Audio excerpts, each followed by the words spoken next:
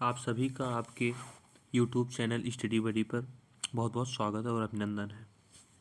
मैं आपका reasoning mentor Siddharth, जो कि आपको CUET 2023 के लिए रीजनिंग पढ़ाऊंगा। आप जानते होंगे कि CUET में जनरल टेस्ट जो कि 300 मार्क्स का है, लगभग हर यूनिवर्सिटी इस कोर्स को रखती है जिससे बच्चे टारगेट करें। और ये 300 नंबर का होता है, जिसमें general aptitude and GK GS, उसके बाद रीजनिंग आता है, जिसमें रीजनिंग एक आपके लिए की फैक्टर साबित होता है, जिसे हम थोड़ा सा ध्यान देके और काफ़ी बढ़िया मार्क्स गेन कर सकते हैं। और इसमें हमें ज़्यादा मेहनत भी नहीं करनी पड़ेगी, बस थोड़े थोड़े की फैक्टर्स होते हैं जिन्हें ध्यान देना होता है, और ये हमारे समय को भी बचाता है, जिससे हम बढ़िया नंबर आसानी से गेन कर सकते हैं। तो हम आज आपको रीजनिंग पढ़ाएंगे। इसमें से कई बच्चे होंगे जो बोर्ड की तैयारी कर रहे होंगे, और काफ़ी बच्चे होंगे जो ड्रॉप आउट होंगे। अमूमन बच्चे जो बोर्ड की तैयारी कर रहे होंगे, उन्हें बोर्ड की तैयारी भी करना है और साथ साथ CUET को भी अपने फोकस में लेके चलना है। तो अब इसीलिए हम लोग थोड़ा थोड़ा करके कंटेंट देना शुरू करेंगे, जिससे लास्ट में जाके आपका रीजनिंग पोर्शन भी पूरा हो जाएगा, और पेपर जब रीजनिंग बोर्ड का कंप्लीट हो जाएगा तो आप लोग इसे रिवीजन कर लिया करेंगे, जिससे आपका CUET भी आसानी से क्रैक हो जाएगा। आपके लिए टेंशन की बात नहीं रहेगी। तो आइए आज हम शुरू करेंगे रीजनिंग में। टॉपिक है हमारा ब्लड रिलेशन। ठीक है, ब्लड रिलेशन। इसमें हम पढ़ेंगे क्या? इसमें हम कुछ नहीं पढ़ेंगे, क्योंकि हम लोग इसे पहले ही पढ़े रहते हैं, केवल ध्यान नहीं देते हैं इस टॉपिक पे। ठीक है, क्योंकि आपको पता है कि ये आपकी कोई बुआ है, कोई पापा है, कोई माँ है, क्या है क्या है, तो ये सब आपके रिलेशन वाले ही हैं। तो बस यही है कि इसे तर्क शक्ति में कैसे घुमा के क्वेश्चंस को पूछा जाता है, वही यहाँ पर डिस्कस होगा। तो अमूमन बच्चे देखिए क्वेश्चंस को हल कर लेते हैं, लेकिन एक ही क्वेरी आती है उनकी कि सर टाइम बहुत लग गया। क्वेश्चन तो हमने हल कर लिया, आंसर भी हमारा बिल्कुल करेक्ट आ गया, लेकिन टाइम बहुत लग गया। तो हमें टाइम बचाना पड़ेगा, क्योंकि जनरल टेस्ट में 60 क्वेश्चन 60 मिनट्स के आते हैं। तो इसलिए टाइम को बचाने के लिए कुछ टिप्स और ट्रिक्स होते हैं, जिसे हम फॉलो करते करते क्वेश्चंस को आसानी से कर लेते हैं। तो हम आपको आज वो ट्रिक्स बताएंगे जिसे आप फॉलो करेंगे, वो टिप्स देंगे, तो क्वेश्चंस इजीली सॉल्व होते चले जाएंगे। आइए बिना देरी किए हुए हम शुरू करते हैं। तो देखिए, जैसे मेल और फीमेल दो जेंडर्स के ऊपर क्वेश्चन आता है रीजनिंग में, और कोई जेंडर का क्वेश्चन इसमें नहीं आता है। तो हम जो है मेल को, यह हो गया मेल को पॉजिटिव से डिनोट करेंगे, और फीमेल को हम नेगेटिव से डिनोट करेंगे। ठीक है, इसे कोई अन्यथा में मत लीजिएगा, क्योंकि प्लस माइनस केवल हम चिन्ह के लिए रखे हुए हैं, जिसे हम पहचान सकें केवल। ठीक है, तो जानिए हमारे CUET में केवल 5 जनरेशन तक क्वेश्चन जा सकते हैं, जो कि हाई लेवल पे जाएंगे। 5 जनरेशन से ज़्यादा हाई जाएगा नहीं, और अमूमन 5 जनरेशन तक जाएगा भी नहीं क्वेश्चन। अब आप सोचेंगे 5 जनरेशन क्या है, 5 जनरेशन्स क्या है? तो 5 जनरेशन्स में आइए हम आपको समझाते हैं। 5 जनरेशन में जैसे ये हम हो गए, ठीक है, और ये हमारे पापा हो गए, पापा, ये हमारे हो गए पापा के पापा, ग्रैंडफादर। ठीक है बच्चों, और ये हो गया हमारा बेटा। जस्ट एज्यूम करिए जनरेशन को, और ये हो गया पोता। अब देखिए, ये हमारी 5 जनरेशन्स हो गई। ठीक है, तो अब हम क्वेश्चंस को करेंगे कैसे? तो देखिए, यदि आपके जनरेशन से ऊपर की बात करेगा तो हम एरो को ऊपर की तरफ इंडिकेट करते हुए चलेंगे। ठीक है, और यदि आपकी जनरेशन से नीचे की बात करेगा तो एरो को हम नीचे की साइड डिनोट करेंगे। ठीक है, अब हम आपको बता दिए कैसे डिनोट करेंगे, कैसे नहीं। लेकिन अब हम इसे यूज कैसे करेंगे ये देखिए। एक मेल और एक फीमेल में किस प्रकार से संबंध बन सकते हैं, ठीक है। क्योंकि यहाँ पर संबंध की बात होगी और हमारा मेन टॉपिक वही है कि उसे हम डिनोट करके किस तरीके से क्वेश्चंस को सेट करेंगे। तो आइए देखिए, ये हो गया हमारा मेल और ये हो गया फीमेल। तो एक लड़का है और एक लड़की है, तो इनके बीच में क्या क्या संबंध हो सकते हैं, बात ये हो रही है। तो ये लड़का जो है इस लड़की का पति हो सकता है, ठीक है। थोड़ा स्टाइल नहीं है इसलिए लिखने में दिक्कत हो रही है। और ये पत्नी है। देखिए हम इसे कर्व से ऐसे दिखाएंगे कि जब क्वेश्चन में कई सारे वर्ड हो जाएंगे तब हम एरो जब प्रयोग करेंगे, यही कर्व और ये प्लस माइनस ही हमें क्वेश्चंस को जल्दी से टैकल करने में आसानी होते हैं। यही आगे चल के क्वेश्चन में हमें आसानी देते हैं और समय बचाते हैं हमारा, ठीक है। तो पति पत्नी को हम इस तरीके से दर्शाएंगे। अभी भी एक मेल और फीमेल में रिलेशन हो सकते हैं जो कि सेम ही जनरेशन होगी। ये जैसे मेल मान लीजिए भाई हो गया और ये बहन हो गई, ठीक। ये भाई बहन हो गए, तो इनको हम इस सेम जनरेशन के हैं इसलिए सिंपल एरो से दर्शाएंगे, ठीक है। इन्हें हम सिंपल एरो से दिखा देंगे और ये पति पत्नी को हम कर्व एरो से दिखाएंगे। अब बात हुई कि हम इन्हें यूज कैसे करेंगे। बता तो दिया हमने कि कैसे क्या करना है कैसे नहीं। अब लेकिन हम इन्हें यूज कैसे करेंगे यदि क्वेश्चन आ गया तो। ये देखिए जब क्वेश्चन में हम इसे यूज कैसे करेंगे, जैसे देखिए कोई बोल दिया कि राजेश है, ठीक है। राजेश वो भी मेल है, तो मेल है तो प्लस राजेश। अगर बोल दिया कि राजेश के पिताजी, तो हमने क्या बोला था, अगर जनरेशन ऊपर जाएगी तो हम ऊपर की तरफ एरो बनाएंगे। तो राजेश के पिताजी हैं तो जाहिर सी बात है मेल ही होंगे, ठीक है। यहाँ पर लिख देते हैं पिताजी, नहीं तो प्लस माइनस से आप समझते रहिए क्योंकि क्वेश्चन में हम ज़्यादा ये लिखेंगे नहीं। अगर हम इसे लिखते चलेंगे तो टाइमिंग ज़्यादा लगेगी। और यदि हम बोल दिए कि राजेश का बेटा, तो बेटा के लिए एरो हम नीचे लेकर जाएंगे, ठीक, क्योंकि ये नीचे की जनरेशन है और ये भी मेल ही होगा। और अगर हम बोल दिए कि राजेश की बहन, तो हमने क्या बोला था, एरो इक्वल चलेगा क्योंकि सेम जनरेशन है, और बहन है तो निगेटिव क्योंकि फीमेल है ना, तो ये बहन हो गई। अब आप पूछेंगे कि पिता हो गए, बेटा हो गया, बहन हो गई, अब माँ कहाँ जाएगी। तो माँ जो है, माँ भी हमारी ऊपर की जनरेशन है, वो पापा ओपा की जनरेशन में आएंगी। तो इसलिए हम अगर माँ को दिखाना होगा तो यहाँ पर हम फीमेल हैं तो माँ को दिखा दिए। उसके बाद एरो जो है नीचे की साइड, मतलब अब ये देखिए ऊपर रहेगा, माँ है ऊपर की साइड रहेगा एरो, ठीक है। और ये पिताजी हो गए, ये माँ हो गई, तो हम इनके बीच में कैसे बोले दिखाने के लिए, इस तरीके से कर्व्स तरीके से हम इन्हें डिनोट करेंगे। इस तरीके से हम क्वेश्चन में चलेंगे और पिताजी की बात हुई अगर, तो हम उन्हें ऊपर की साइड डिनोट कर देंगे यहाँ पर, ठीक है। तो ऐसे हम क्वेश्चंस को जल्दी टैकल करेंगे और क्वेश्चन बहुत आसानी से इस तरीके से करने पे हो जाएंगे। आइए हम आपको समझाते हैं क्वेश्चंस के माध्यम से कि किस तरीके से हम क्वेश्चंस को सॉल्व करेंगे। ये हमारे स्क्रीन पे पहला क्वेश्चन है। अब आप क्वेश्चंस को केवल देखिए और समझिए। ए बी की बहन है, सी बी की माँ है, डी सी का पिता है, ई डी की माँ है, तो ए डी से किस प्रकार संबंधित है। अब क्वेश्चन में आप देखिए कितने सारे वर्ड्स हैं। यदि हम ऐसे बैठ गए तो लगा क्वेश्चन सॉल्व करेंगे, क्वेश्चन तो लग जाएगा लेकिन टाइमिंग बहुत लगेगी। लेकिन जिस तरीके से हमने आप लोगों को बताया है, आप इन साइंस का और एरोज़ का प्रयोग करते हुए क्वेश्चन को सॉल्व करिए, देखना आसानी से हो जाएगा। आइए हम दिखाते हैं क्वेश्चन सॉल्व कैसे किया जाएगा। देखिए इसमें बोल रहा है ए बी की बहन है, ए बी की बहन है तो ए जो है फीमेल होगी, ठीक है, और बी की बहन है तो यहाँ पर बी हो गया।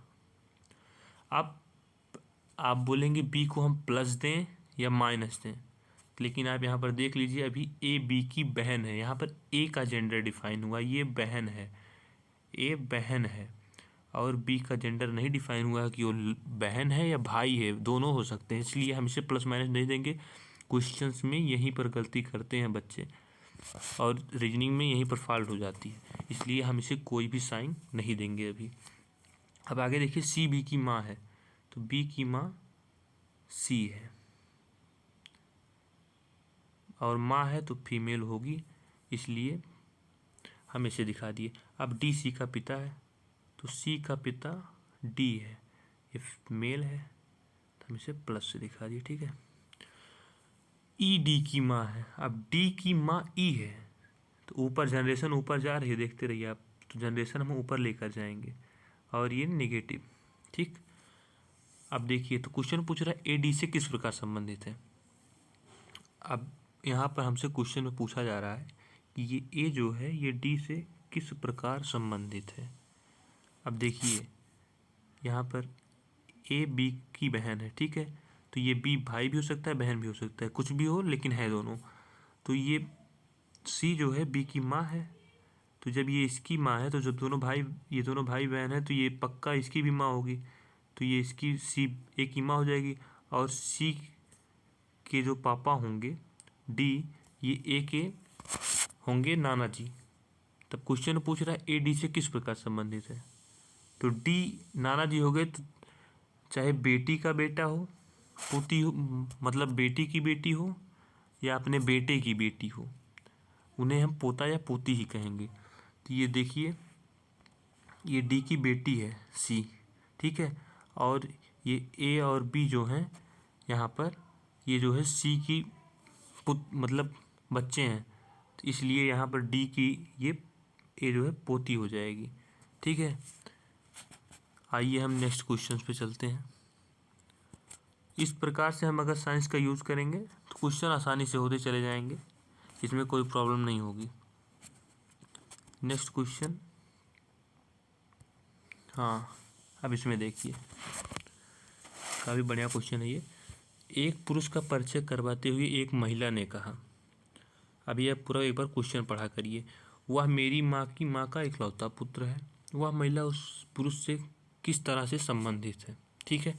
अब इस टाइप क्वेश्चन में आप बोलेंगे कि सर पुरुष को पहले एज्यूम करें या महिला को एज्यूम करें, तो इस टाइप के क्वेश्चन में पहले सब लोग उन्हीं को एज्यूम करते हैं जो स्पोक्स पर्सन या वक्ता होता है। तो इसमें देखिए कौन कह रहा है, एक पुरुष का परिचय करवाते हुए एक महिला ने कहा, इसमें महिला कहने वाली है, तो हम पहले एज्यूम करेंगे महिला को, ठीक। महिला को यदि हम एज्यूम करेंगे तो महिला जो है हम निगेटिव रहेगी क्योंकि फीमेल है, ठीक है।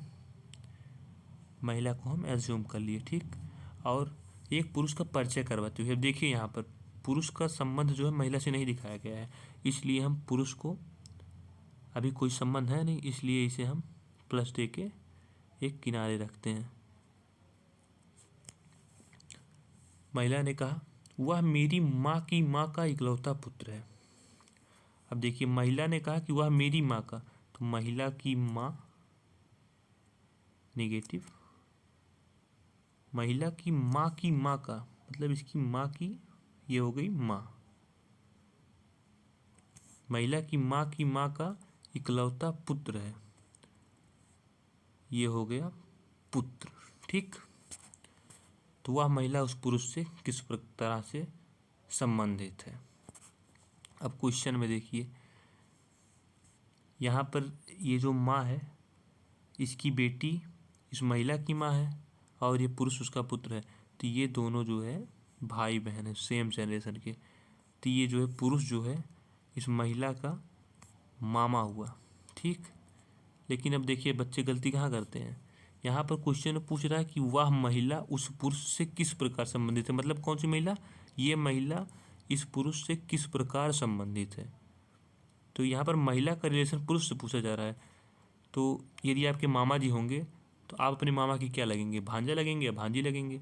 यहाँ पर ये महिला है तो ये जो है भांजी लगेगी। अब यहाँ पर देखिए डी ऑप्शन में नीज दिया गया है, नीज इंग्लिश वर्ड है, नीज मतलब होता है भांजी, ठीक है, इसका मतलब होता है भांजी, जो लोग हिंदी में समझ पाए समझ लें। ये नीज वर्ड इंग्लिश में दे दिया गया है, इंग्लिश का वर्ड है। तो हमारा डी ऑप्शन यहाँ पर राइट हो जाएगा। अब देखिए आप लोग इस तरीके से देखिए कितना शॉर्ट में क्वेश्चंस को सॉल्व किए और सॉल्व हो गया। नहीं तो प्रॉब्लम होती है। यदि आप प्लस माइनस अच्छे से करने लगेंगे तो ये पुरुष या महिला लिखने की ज़रूरत ही नहीं पड़ेगी आपको।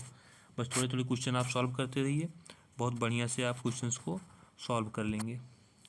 आइए हम नेक्स्ट क्वेश्चन पे चलते हैं। हमारे यहाँ पर क्वेश्चन है, एक महिला की ओर इशारा करते हुए राजन कहता है। देखिए उसी टाइप का क्वेश्चन है यहाँ पर जैसे पिछली बार पूछा था। या उस महिला की पुत्री है जो मेरी माँ के पति की माँ है, या महिला राजन की कौन है। अब आप क्वेश्चन को अच्छे से पढ़ लिए तो आप देखिए यहाँ पर मैंने आपको बोला था कि जो स्पोक्स पर्सन है पहले हम उसी को एज्यूम करेंगे। ठीक है, यहाँ पर स्पोक्स पर्सन राजन है क्योंकि राजन कहता है, तो हम राजन को पहले एज्यूम करते हैं। राजन है, आपको काफ़ी बच्चे बोलेंगे राजन है तो सर आप इसे प्लस दे दीजिए, लेकिन हम प्लस नहीं देंगे। क्यों नहीं देंगे प्लस? क्योंकि हमने आपको पहले भी बोला था जब तक जेंडर डिफाइन ना हो ना हम प्लस देंगे ना हम माइनस देंगे। क्योंकि जेंडर जब तक डिफाइन नहीं होगा हम कुछ भी नहीं देंगे, क्योंकि राजन लड़की का भी नाम हो सकता है, लड़के का भी नाम हो सकता है। ठीक, तो आइए देखिए, एक महिला की ओर इशारा करते हुए राजन कहता है, या उस महिला की पुत्री है जो मेरी माँ के पति की माँ है। यहाँ पर महिला का संबंध राजन से अभी कुछ नहीं बताया गया है, इसलिए हमने आपको पहले भी बताया था कि महिला को हम एक किनारे एज्यूम कर लेंगे। ठीक, ये होगी महिला, महिला है तो फीमेल होगी। तो यहाँ पर कह रहा है कि यह उस महिला की पुत्री है जो मेरी माँ के पति की माँ है।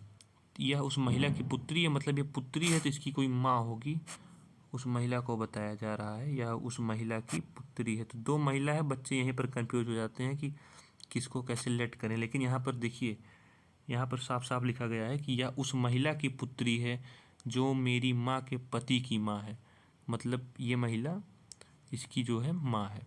तो जो मेरी माँ के पति की माँ है, यहाँ पर अब ध्यान दीजिएगा क्वेश्चन आपको घुमाएगा।